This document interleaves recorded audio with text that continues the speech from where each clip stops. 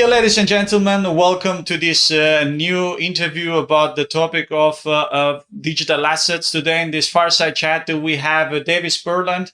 He's investment manager at C3 Management, and I'm happy to welcome him. Welcome, Davis. Hey, thanks, Francesco. Good to be here. Yeah.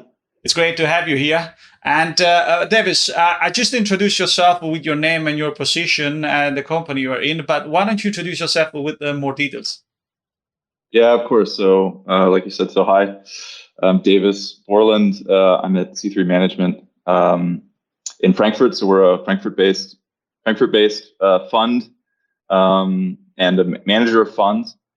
So since 2018, we've managed a fund in the size of 100 million USD with a focus on the blockchain, fintech, and deep tech space. So this is actually, so it was set up as a joint venture. I know I've talked to you about it before, Francesco, but this was set up in 2018 with as a joint venture with Block One. So for those who don't know, Block One's a large player in the blockchain space. They're also a very large holder of Bitcoin, and they're a limited partner in the fund. Our goal is really, as a financial investor, it's to make a strong financial return over the long term. So we're a venture capital fund in that regard, traditional VC fund. So to do this, to get this strong return, we invest in early stage, primarily asset light software companies, and we try to take an active role. So that's the sort of picture on the fund.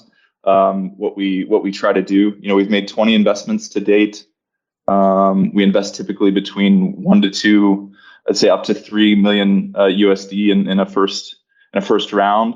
So this puts us sort of at the seed and Series A stage.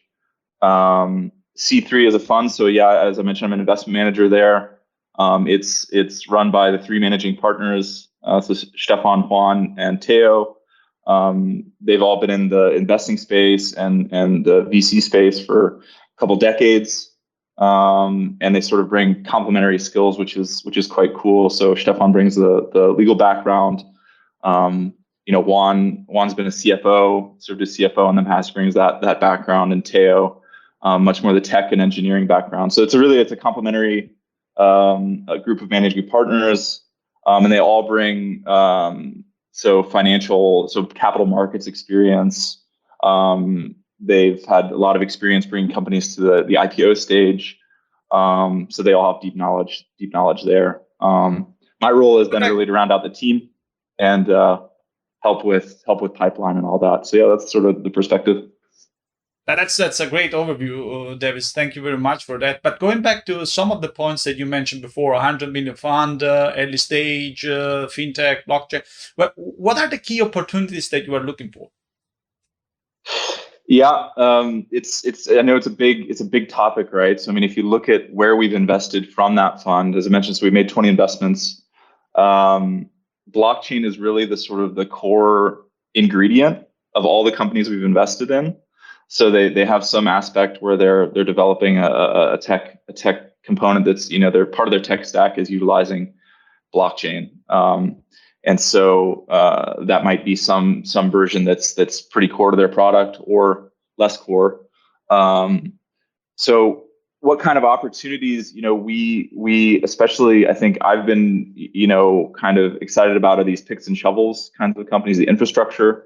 Crypto has been in this stage where it's really been growing very quickly, but there's a lot of moving pieces that need to be there at a foundational level.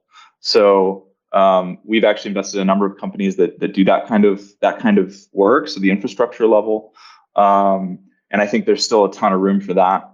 But we've invested across the board, so gaming, so enterprise, IoT, of course, fintech. So this includes everything from trading to investment product, alternative investment products, you name it. So it's actually run a pretty big spectrum. And it's been interesting to see what's performed very well. I know we'll talk about some of those topics today, but I still think there's a ton of room for sort of the picks and shovels. So everything that helps you build out the space, because there's a ton of inefficiencies. I've always loved the phrase where wherever there's large margins, there's opportunity, right? So I mean, just look at the margins across the space, from a Coinbase to any of these OpenSea, for instance. Their margins are huge, which means there's tons of room for a lot of companies to build and grow in the space. Indeed, there is a lot of room for participation, if you would like to, in the ecosystem, so to say. But you mentioned 20 investments, and working in the field since a while, and also with a focus on infrastructure, but having also this broader perspective of the digital asset space overall. What are the key learnings that you got over this time period that you would like to share? Yeah, right. So, I mean, somebody who's been in the space a lot longer can obviously, they're going to bring a lot more wisdom to the space. I guess I would say it's for me, it's impossible to predict the future. So, investing is largely about, in my view, after the time of being in it for about 4 years now, is largely about finding exceptional founding teams, working on problems in big growing markets. So, the markets have to be really somewhere where if you have to pivot, you can find a way to pivot. But really, I think a lot more about people than when I started, I'd say. So at the beginning, I thought it was really about the business concept. This is of course critical, but I'd say probably much more important in my view is the founders in terms of commitment, adaptability, their ability to execute. So yeah, I mean, it's a really hard job, right? As a founder, you have to convince everyone, your investors, future customers, everyone. They have to convince essentially everybody that they have the best solution, all at the same time while actually running the business. So I guess I think a lot more about people, and I have a lot more respect. Pretty much every founder we meet, right? I just have a ton of respect for coming and pitching and going through what they have to go through to build. That makes it even more respect for the people who, my gosh, actually get funding and then go through with the whole process. So, indeed, and that's also a kind of suggestion that we give to the startups we talk to when they say when it's the right time to pitch. The answer is just easy because there is no right time. You always pitch. You pitch to investors, you pitch to colleagues, you pitch to clients. Right. You always pitch, just with different points of view. You try to push the idea. But if we then would like to connect all the dots, so the work that you do, the experience you have, and also the kind of opportunities you're looking for, where do you see digital assets going forward, so to say? Where are the developments in this space? What are the key things that you believe could be interesting to know right now? I mean, you already mentioned it's hard to predict the future, but what are your expectations, maybe? Yeah, so it's a huge topic. I think anybody listening or who has any interest in the space will recognize it's a huge topic. So maybe I'd start from my perspective. It always helps to step back, sort of take a look at a few numbers, and try to get some perspective in that way. So at the end of 2017, so this is just maybe 4.5 years ago, right? 4 years ago, the crypto market was around $800 billion market cap. Right. And then from about then until the end of, or until about March 2020, it was around a $200 billion market cap on average, probably around that time. You had you had some volatility during that time, but it was around $200 billion market cap. But in just the last 2 years, so since the pandemic started, it's 10x. So now it has if you look at the market, probably today, it's at probably $2.2 trillion market cap, of which Bitcoin represents probably about 40%. I mean, that's a huge growth in a 2-year time. And, obviously we've had a lot of stories during that time. You've had these pumps of all sorts of coins, dog coins and layer one competitors and you name it, all sorts of things. But then if you look at the user side, it's also a really interesting story. Because if we look at like late 2017, you had maybe 5 to 8 million crypto users. But then at the beginning of 2021, you had about 100 million crypto users, it's estimated.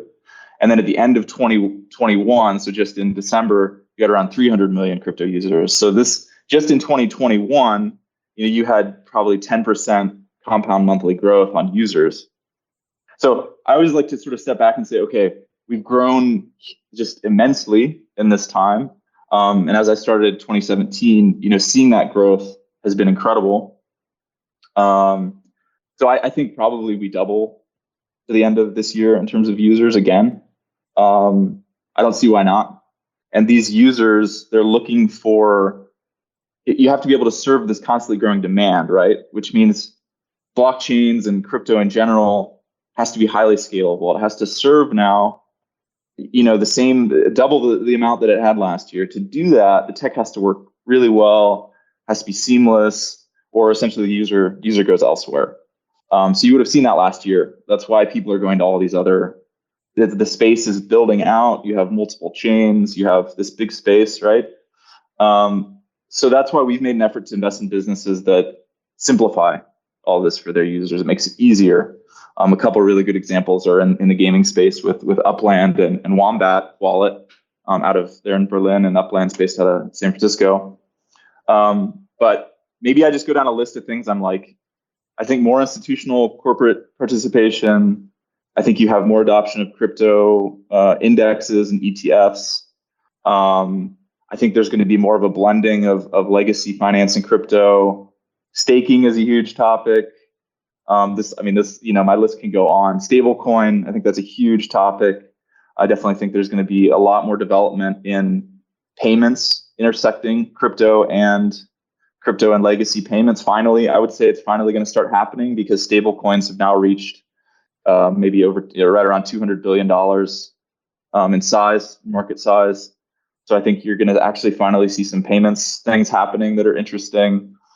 Lending is a huge topic, right? So right now you can go take out a loan from a smart contract on a platform like Compound or Anchor or these other ones, and it's highly collateralized. But soon, when you go to your bank, you don't have to have 100% collateral. To say you don't have to have €1 million at Deutsche Bank to take out a loan for a house, right? They give you an uncollateralized, at least in part.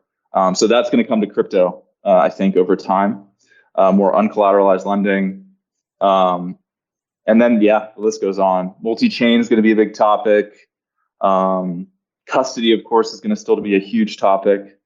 And Davis, the focus that you are having right now, it's of course starting from the crypto space or cryptocurrencies, if you would like to, and use this as a proxy for the development of what might be in digital assets, because this is also something that we saw in the past, right?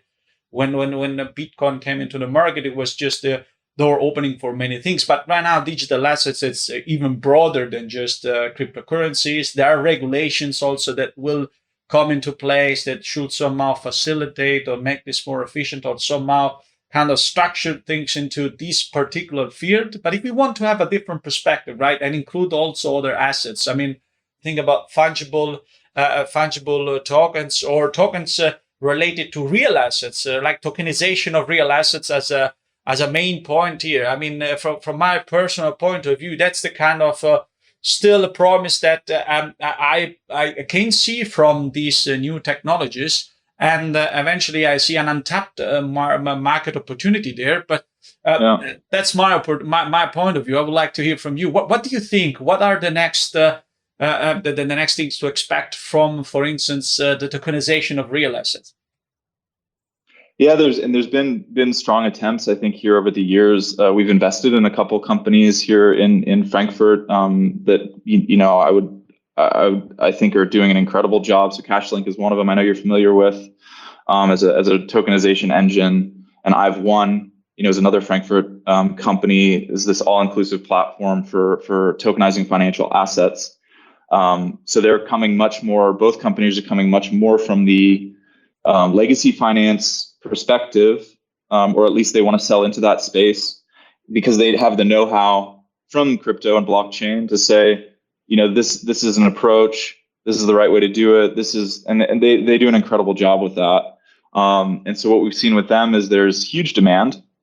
There's huge demand from sort of the banking sector, the finance sector, sort of the non-blockchain crypto finance sector for sort of avenues into this space that make sense. and for tooling, so infrastructure that helps them build out. So at least with those two examples and those companies, I say they're enabling that transition. But I think it's more and more we're going to see a blending. Because even with I-One, for instance, they offer crypto type, like some of these indexes I've mentioned. You can also invest with them there. So, but then bringing legacy in. So it's this sort of blending, I think, is we're going to see more and more of, because when we're talking about a $2 trillion asset class, that really starts to then get on a similar footing. And once they're on sort of similar, at least in you can start to compare, and you can say, okay, there's sort of a blending happening. So I'm looking more and more at that. I think that companies that can use smart contracting language to enable more efficient lending, or credit swaps, or anything from the big financial infrastructure, where they're enabling that. I mean, we invested in an option trading platform in Singapore, and they're called Sparrow Exchange, and they've done an incredible job of also bringing in large institutional customers, because of the sort of the volatility in the crypto space, and it makes it very attractive to institutional investors. But they need on ramps that make sense for them. So they need good KYC. They need good AML standards. This whole compliance perspective is super critical. So we've also seen with them, huge demand is there, but it has to be set up. It has to be set up appropriately. So I think I think that it's sort of is coming. And I think the infrastructure still has a little ways to go. Obviously, in the regulatory perspective, it all has to sort of be set up appropriately. But yeah, I think it's definitely coming. Maybe slower than people expected. But still keeping the conversation on tokens, and instead of talking about fungible tokens, we move eventually to non-fungible tokens. Because, apart from the technology breakthrough that we have there, with the opportunity to assign a unique ID that is identifiable and anybody can eventually check on for a digital assets, providing people with the opportunity to have property in the digital space. So to say, non-fungible tokens have gotten a lot of attention, also around hypes that we saw in the past months, and especially around the turning of the year. Now it seems that the interest is still there, but this kind of momentum that we saw in the past is somehow moving to a next level or something new. What is your point of view on this? I think you've sort of framed it right. I think we're talking about digital property rights when we're talking about sort of the NFT standard, sort of this non-fungible standard, and what that means. We're talking about digital property rights. It's different than a sort of fungible cryptocurrency, in that it gives you unique rights to a digital land, a plot of land, or an image of something. That's most people's association with it now. But obviously, this has a much bigger implication, I think, if you think about intellectual property at large corporates.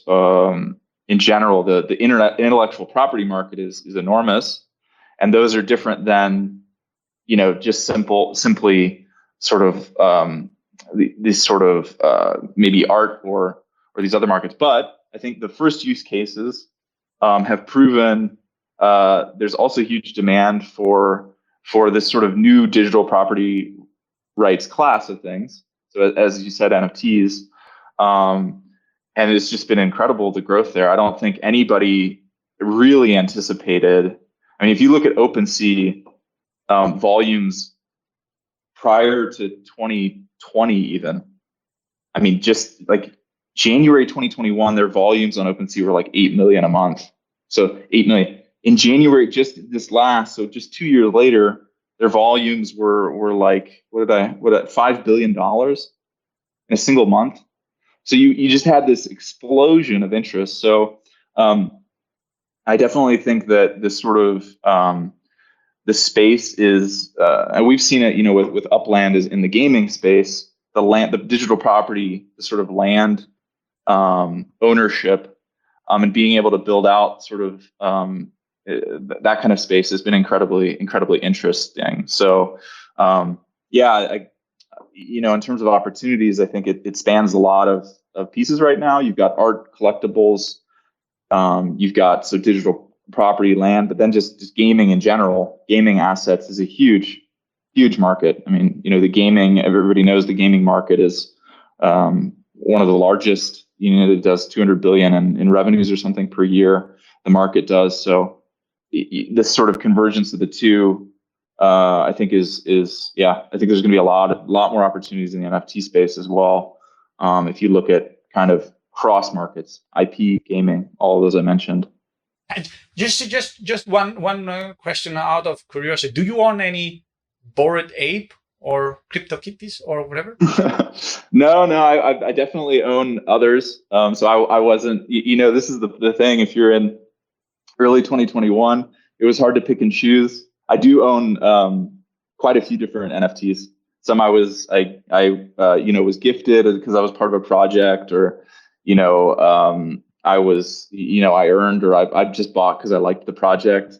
I've owned digital land, so crypto voxels and Decentraland and those kinds of things at different times, and sold. And I am quite familiar. Well, actually, what's cool is an investment portfolio company of ours, Timeless Investments. They call it, so they're the Coinbase for collectibles, but you can invest in fractional shares of NFTs, and they have a number of Bored Apes that you can invest in on their platform. So that's quite cool. And they have another one coming. So I thought this week maybe I don't know, take a look at that. But they have some Bored Apes on their platform. Well, let's see, to all the viewers, please keep in mind that this is also a risky investment, so to say, compared to other classes. So pay attention to that.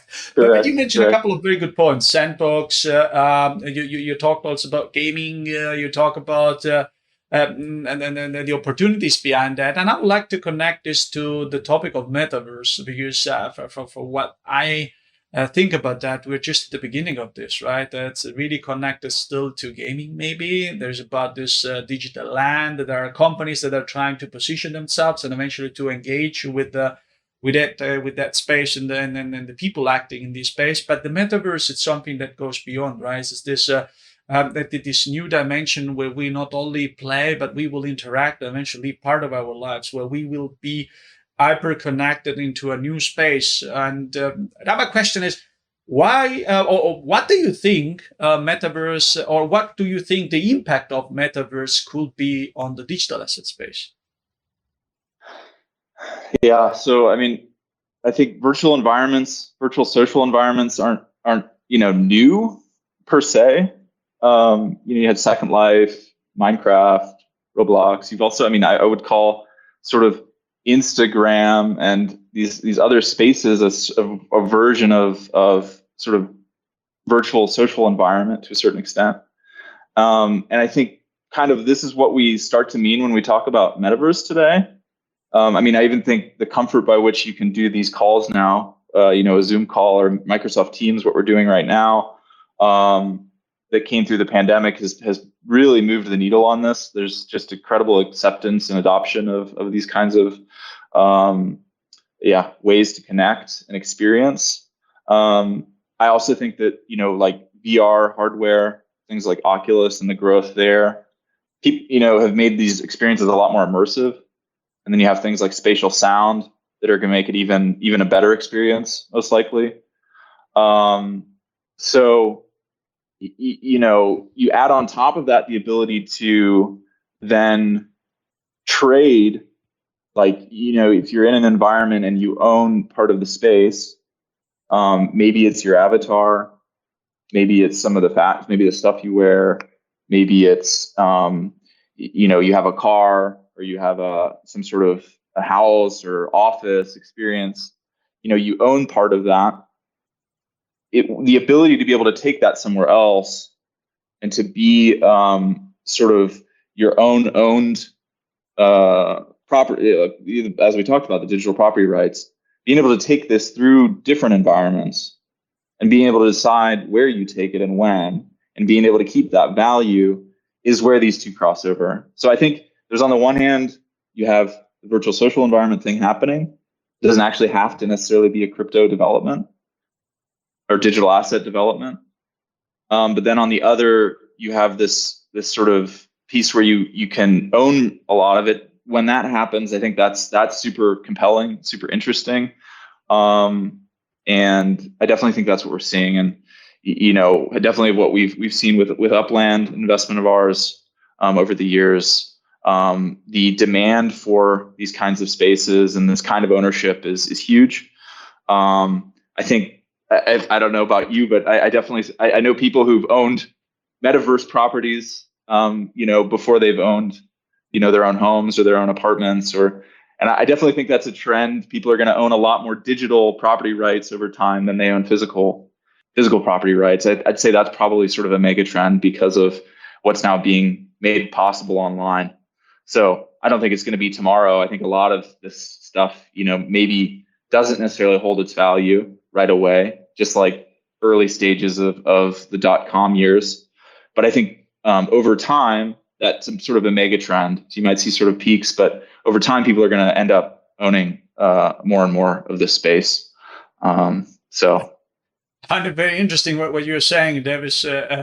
Owning a land or even a house in the virtual space before owning a real one or one in the real world, so to say. I mean, but it's also in line with what we saw over the last couple of years when your possibilities to go out are limited. You try to leave these experiences somewhere else, and that's maybe what is pushing this so fast. But it's a trend that eventually we might see even more out of this socializing, owning, interacting, and exchanging into this digital world. And as far as I understood from you, this is just the next step for the evolution of digital assets as well, from which they benefited. Yeah, people want their online experiences to be more immersive, more rewarding.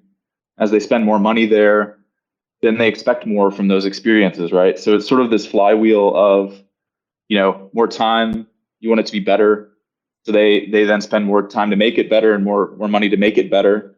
And then over time, that's where they spend their time. The pandemic, you're right, did have a lot to do with that. But so do mega trends like more people living in cities, more demand for less housing, less space, that kind of thing. So it sort of is in line with a lot of kind of longer term mega trends for sure.